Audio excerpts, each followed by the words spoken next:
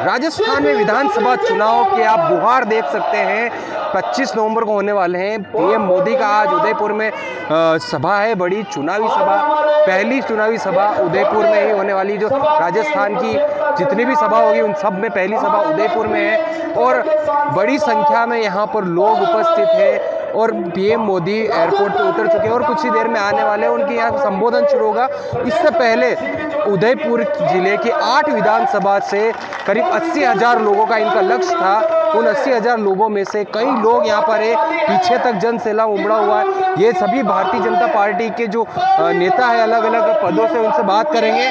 Sir बताइए क्या माहौल है, क्या उम्मीदें हैं? मोदी जी आ रहे हैं। देखिए, एक अपार जनसमूह जो है वो यहाँ पर आपको देखने का मिल रहा है। निश्चित रूप से जो मोदी जी की लोकप्रियता है वो यहाँ पर बयां हो रही है। हर वर्ग का, हर तबके का व्यक्ति जो है वो यहाँ पर मौजूद है, चाहे बुजुर्ग हो, युवा हो। इसके अलावा आदिवासी अंचल है, बड़ी तादाद में आदिवासी भाई बहन भी यहाँ पर मौजूद है। ये साफ साफ बयां करता है कि नरेंद्र मोदी जी का जो करिश्माई नेतृत्व है वो राजस्थान में चलेगा और जिस तरीके से जो गहलोत की जो भ्रष्टाचारी सरकार है उसको नेस्तनाबूद जो है वो भारतीय जनता पार्टी राजस्थान में करेगी। मोदी जी के यहाँ पर आने से एक अपार उत्साह जो है, एक बड़ा जनसमूह यहाँ पर सबको देखने को मिल रहा है और मैं मोदी जी का भी आभार व्यक्त करता हूँ कि वो भारतीय जनता पार्टी को लाने के लिए इतनी मेहनत जो है वो दिन रात कर रहे हैं।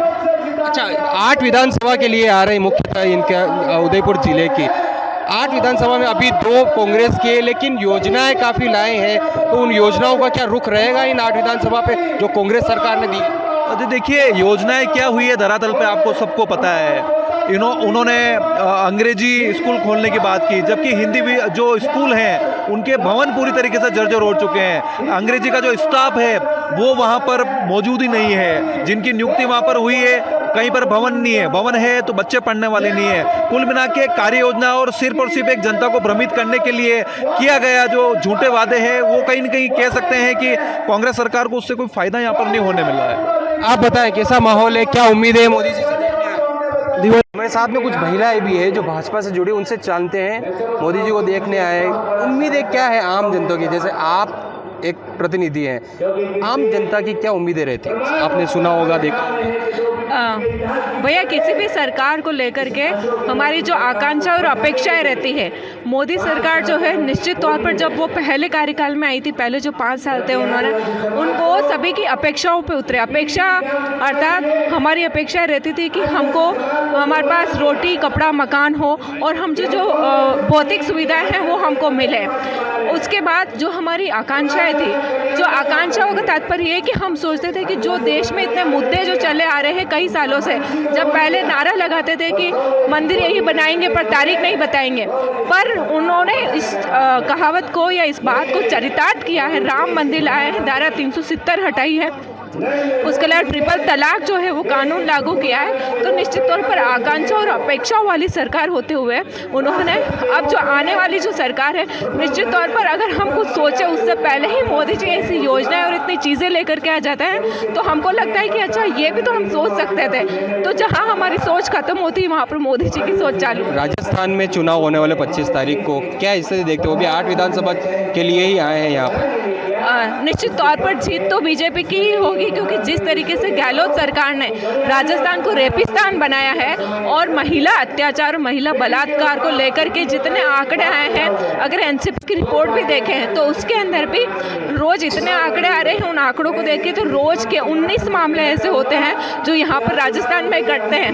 ये कहते हैं कि जब हम ऐसे मीडिया में बात होती है तो उन्हीं के लोग कहते हैं कि छोटी मोटी घटनाएँ होती रहती है। आज एक महिला होने के नाते या परिवार में रहते हैं, उस बात को होने के नाते अगर हम सोचेंगे कि छोटी मोटी घटना होती है, एक महिला के लिए अगर सर्वोपरि है तो वो उसकी इज्जत होती है और उसी इज्जत को लेकर के ही गहलोत सरकार बोलती है कि महिलाएं तो हत्या मामले झूठे दर्ज करवाती है 50% और उसके अलावा जी बताएं, पीएम मोदी आ रहे हैं, यहाँ पर आने वाले ही हैं, क्या उम्मीदें हैं, क्या उत्साह रहता है उनका? आप उम्मीद और उत्साह तो हमारे ये लोगों में देख ही सकते हो, कितने उम्मीद और उत्साह भर के सारे लोग आए।